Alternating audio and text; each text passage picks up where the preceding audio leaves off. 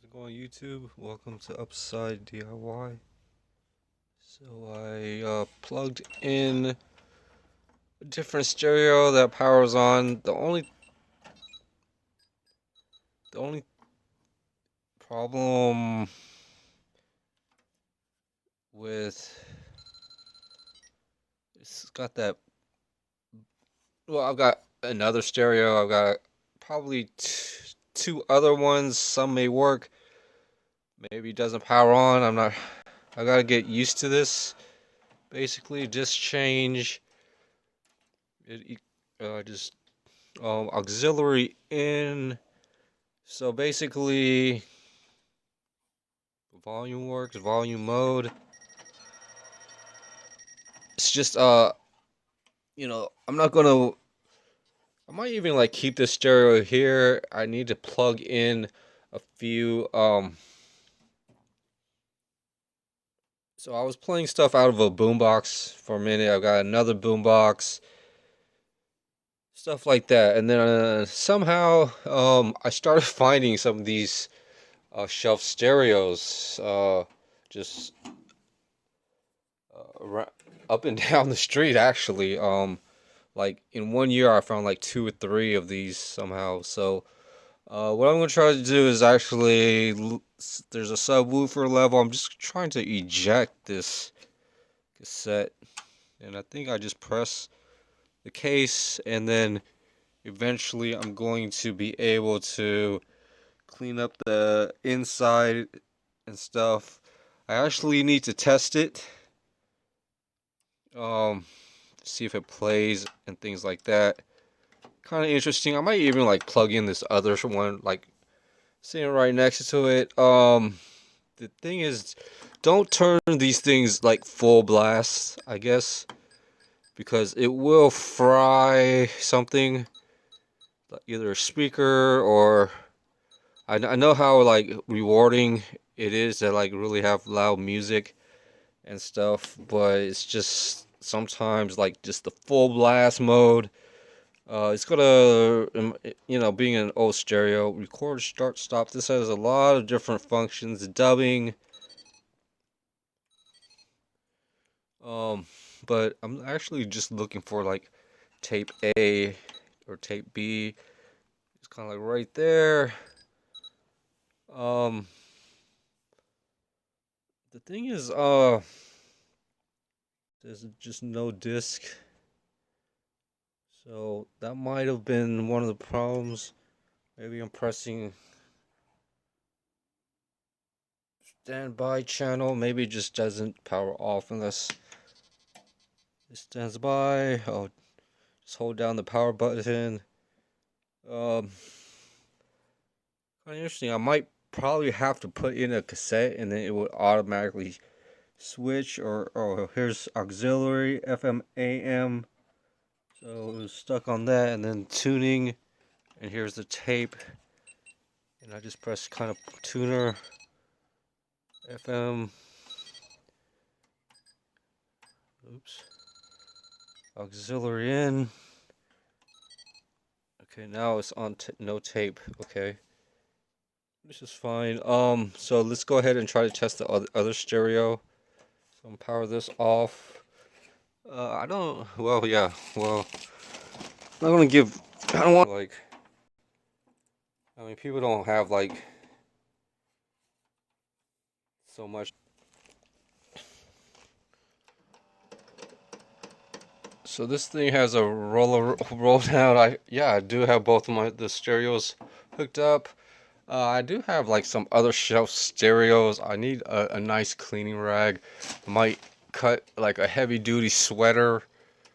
But yeah, I mean, look at all these features. It's like record, start, stop, and I've got to have access to the back later.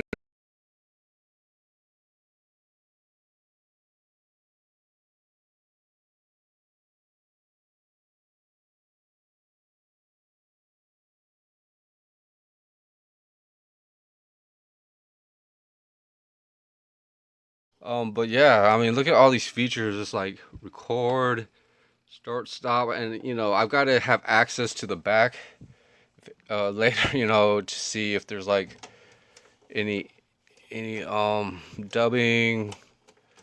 So it's kind of stuck on. It was stuck on the like some of the CDs tends to always never work for me. Not 100% sure why or anything. The motor, the I could like select which tray I want to eject. So this shelf stereo, you could kind of look up any shelf stereo. They're not like how these were made and stuff. Um, a boombox back in the days is like the Sony one that. So yeah, maybe the CD works on this, but that was $99 still, and these shelf stereo systems, I actually bought one that was way more generic, probably like by 2 3 years, and that thing was like 200 TVs, and with the tubes and 27-inch TV and things like that were like at least two with VCR combo, and yeah, it could get at least $250 to $300, depending on pretty much, if you find them on sale, or maybe you could, but yeah, and if you found, maybe you could, but yeah, and if you found one, it was like, it was like for like a person like me, it was just like, hey, I saved at least $50. It was going to be worth a little bit of, and then uh, got the screws and put them in just a right of a spot, and got to get one more. So I kind of have like this blue or the jean piece. A couple other random things for kind of like a tool area. And that's one thing I didn't like mention. This this spot where I'm cleaning up these boxes. I think I wrote like left a comment, but yeah, I need to like have this as cleared up most of the time so I could just work on a lot of the electronics and things. I need to clear up this, maybe add a TV, a small monitor or something. There's a couple of things there, so I've got an empty box actually. I could do that. But just organizing the good and the bad stuff off of there and things like that. So I actually had to like bend, or maybe I didn't have to bend it. Not 100% sure. I think I might have, well, something. But yeah, like if I had a decent spot to put stuff. But I've got this pile of random stuff that I couldn't fix or anything like that, so now it's going to be tough. I gotta start taking this thing apart, and basically, I just actually wanted to kind of show you guys the inside, I thought, I swear there was like an amp hanging off the back of this one, but there isn't. It's just like frustrating, how like big-headed I am. It's just not even like how it is. Use, which kind of can be bad just because it's not totally straight or something. I would actually have to use a voltmeter. Here's a transformer and things, other transformers. But yeah, I definitely want to like cut out a lot of the stuff that I might be rambling about and stuff, just because I don't have,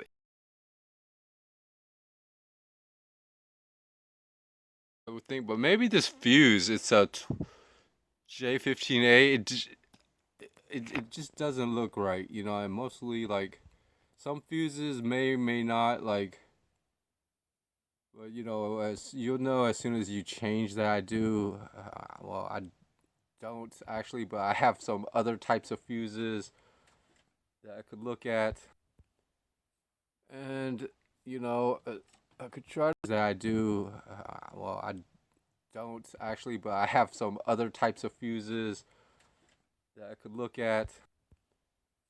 And you know, I could try to figure out like just trying to like wear a protective glove, a thin glove at that, and trying to clean up with a brush, maybe some, basically take everything apart, even this CD player. Um, a few things, just a few things. Where the power goes, it's right here, and other things power up, and you know, other parts.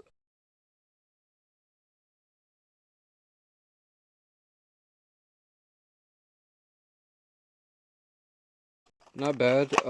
You know, this is actually the same size. It just didn't.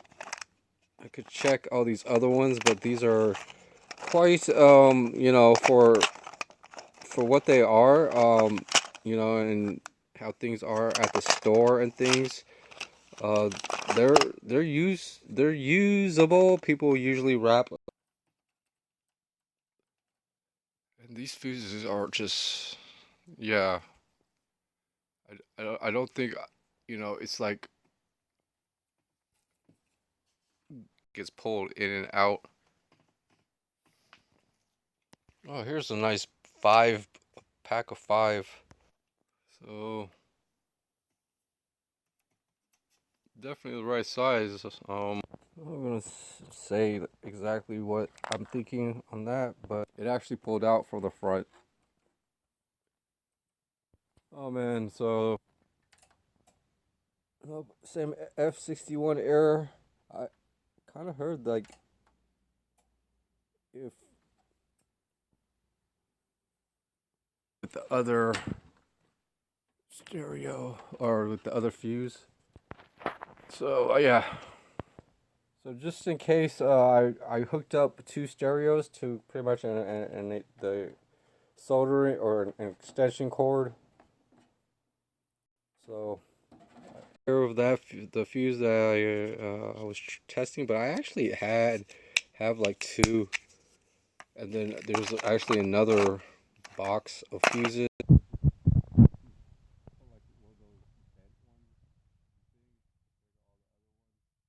that I could also work on hooking up speakers and getting back to just loud music. And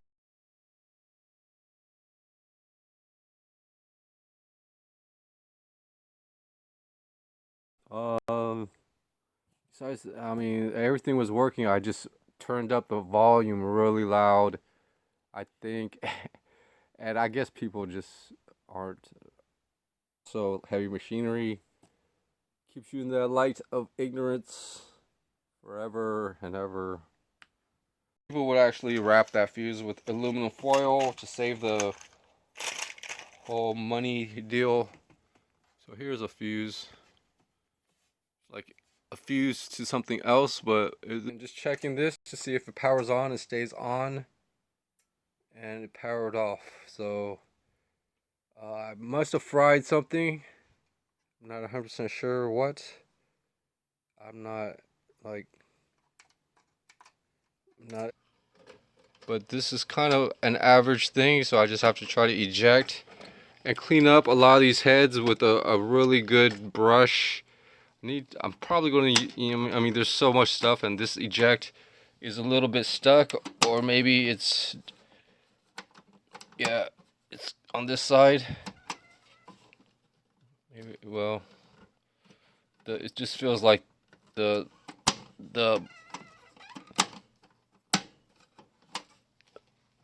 okay, it works, but you know, now it's starting to work, thank goodness. So yeah, I could really open a few of these up and clean them up. After, like, I could pretty much, you know, this was pretty good to work with at night. You know, this was pretty good to work with at nighttime and things. But I've got the stereo that